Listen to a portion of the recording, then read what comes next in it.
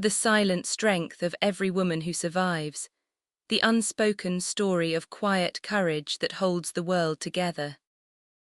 She was born into a life that did not promise comfort from the beginning. Struggle became her teacher. As a child, she learned silence before she learned safety. She learned responsibility before she learned happiness. Dreams were small because survival was heavy, yet inside her lived a quiet fire. Welcome to Fearless Women's Stories, my beautiful community. I share the deep, emotional, true stories of ordinary women who carry extraordinary strength every single day. And if you are new here, please hit subscribe, like this video, and turn on notifications, because these stories will wrap around your heart, remind you of the power you already hold, and show you that your quiet battles are seen, understood, and honored. Stay with me until the very end, because this story is not about one woman, it is about every woman who has ever survived, and it might just be the gentle embrace your soul needs today to remember that your endurance is your greatest triumph.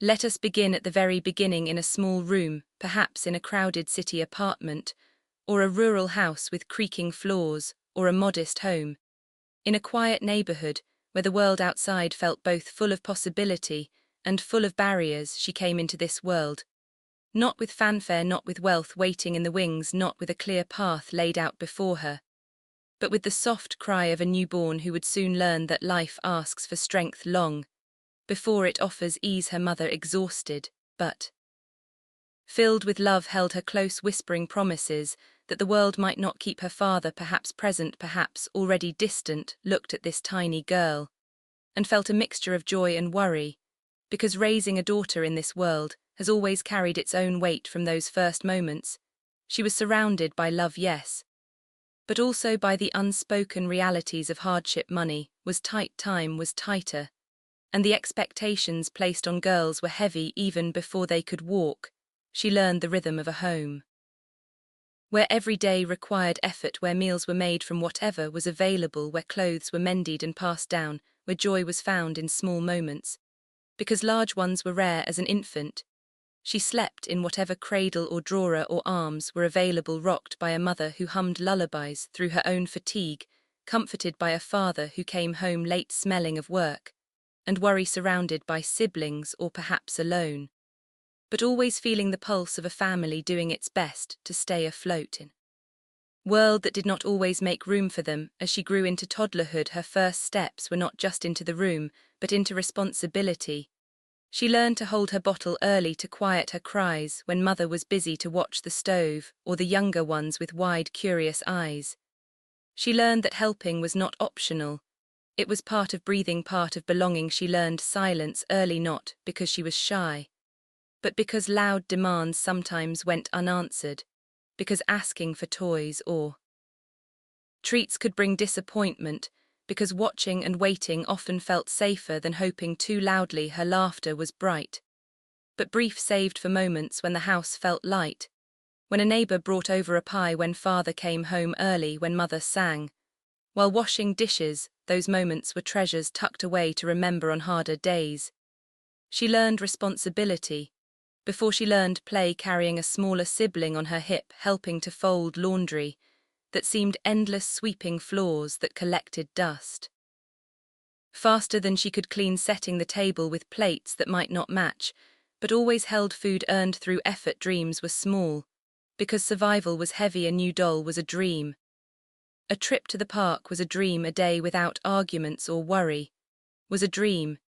Yet inside her lived a quiet fire, a spark that flickered in her eyes when she looked at the stars, when she listened to stories read from borrowed books, when she imagined herself as the hero, not the helper. That fire was small but persistent. It warmed her when the house was cold, when the nights were long, when the world felt too big, and she felt too small. As she entered childhood, the world expanded, but so did its demands. School became part of life, a place of learning, but also of comparison. She walked to school, perhaps miles, perhaps on a crowded bus, perhaps with shoes that pinched or uniforms that were too big. She sat in classrooms where teachers tried their best, but resources were few, where books were shared, where some children had New supplies and others made do she excelled, when she could, but sometimes tiredness from home duties made focus hard. She made friends, who understood the unspoken rules of making do, who shared lunches, who played games with sticks and stones, who dreamed together in whispers. She watched other children move forward with ease, new clothes, new books, new confidence, while she stayed behind not because she lacked intelligence, not because she lacked heart, but because life demanded endurance first, because every homework assignment was done after chores, because every school event required planning and sacrifice, because her family needed her presence more than her absence. She learned to hide her dreams, to protect them from laughter, from the well-meaning but limiting words "you should be realistic," from the harsh voice inside that sometimes whispered, "Who do you think you are to want more?" but deep inside. That quiet fire burned brighter, feeding on every small victory, a perfect score on a test, a teacher's praise, a friend's loyalty, a day when she felt almost free. She learned to find joy in the ordinary, a shared secret, with a sibling, a story told at bedtime, a walk in the rain. A moment of peace when the house slept. Those joys were her fuel, keeping the fire alive through the long seasons of just getting by. As adolescence arrived, the world sharpened its edges, hormones brought confusion, body changes brought self-doubt. Society began to speak louder about what a girl should be: pretty, but not too proud; smart, but not too outspoken; helpful, but not expecting help in return. She faced the pressure to conform, to be liked, to be chosen, to fit into boxes that felt too small. She navigated friendships that shifted with the wind, crushes that brought butterflies and heartbreak, rumors that strung, judgments that lingered. She learned to navigate the delicate balance of being seen, but not too much; of speaking, but not too loudly; of wanting, but not too desperately. She faced choices that carried weight: what to wear, what to say, who to trust, who to love. She learned that saying no could bring isolation, that saying yes could bring regret, that finding her own path meant walking alone. Sometimes she faced loss in these years, perhaps a grandparent who had been her confidant, perhaps a friend who moved away, perhaps a pet that had been her companion, perhaps the innocence of believing the world was fair. Those losses left holes that time slowly filled with understanding, with empathy, with a deeper appreciation for the fragile nature of happiness. She faced words that cut deeper than wounds, words from peers calling her names for her clothes, her weight, her dreams, words from adults implying she should settle, words from her own reflection in the mirror echoing doubts. She tried to silence, but something inside her refused to let those words define her. Every tear shed in private became a drop of strength, watering that quiet fire until it grew roots deep enough to anchor her through storms. Every moment of doubt became a lesson, teaching her to trust her own voice, to recognize true friendship, to value substance over appearance. Every heartbreak, whether from friendship or first love, became wisdom, showing her what she truly deserved, what red flags to watch for, what kind of love she would one day give and expect in return. She survived these years not because they were easy, but because she learned to become her own safe place, to hold her own heart gently, to speak kindness to herself when the world was harsh, when puberty brought changes.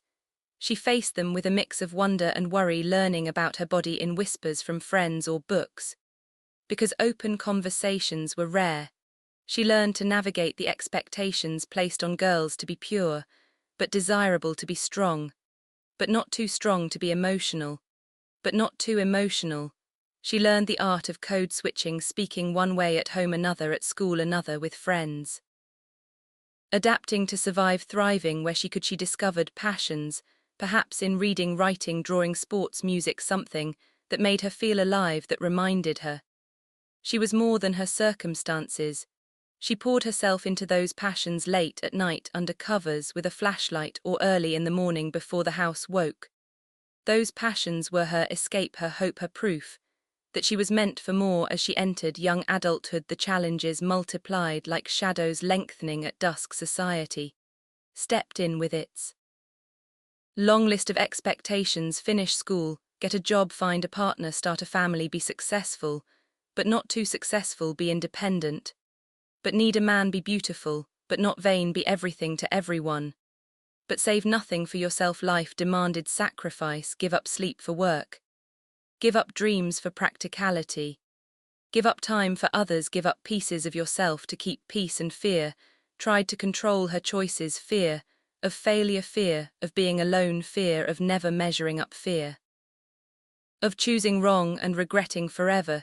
She faced choices that shaped her future: what to study, what job to take, where to live, who to love, who to let go. She faced rejection, job applications, ignored relationships that ended, dreams deferred for reality. She faced financial strain, rent, bills, debts that grew faster than savings. She faced health scares, perhaps her own, perhaps a loved one's, reminding her how fragile life is. She faced moments where giving up felt easier. Breathing, where the weight of adult responsibility pressed so hard that staying in bed felt like mercy. But something inside her refused to disappear. A voice, small but steady, whispered, keep going, just one more day, just one more application, just one more smile, just one more try. Every tear became strength, every fall became a lesson, every heartbreak became wisdom. She survived not because life suddenly became kind, but because she became stronger. She learned to set boundaries, to say no without guilt, to ask for what she needed, to walk away from what hurt her. She learned to build a life brick by brick, even when her hands shook, even when progress felt invisible. When she had no support, she became her own support, holding her own hand through dark nights, speaking encouragement to her reflection, building routines that grounded her, finding joy in small rituals: a cup of tea, a walk, a favorite song. When no one believed in her, she believed in herself. Fiercely, quietly, relentlessly, she carried